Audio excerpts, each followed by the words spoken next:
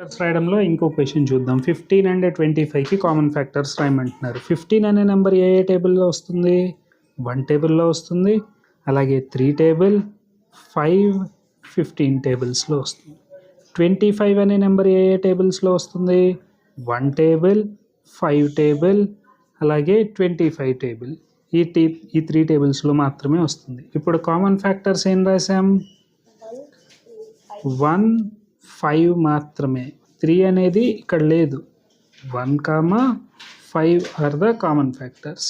అలాగే 35, 50 కూడా ఒకేసారి చూసేద్దాం. చూడు, 35 అనే టేబుల్ 1 టేబుల్లో 35 వస్తుంది. 5 7s ఆర్ 35. నెక్స్ట్ మళ్ళీ ఇంకా 35 టేబుల్లోనే.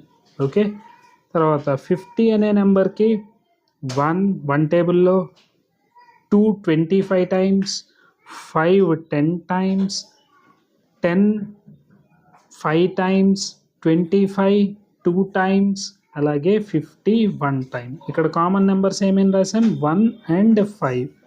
1 and 5 common factors are 1 and 5. Okay.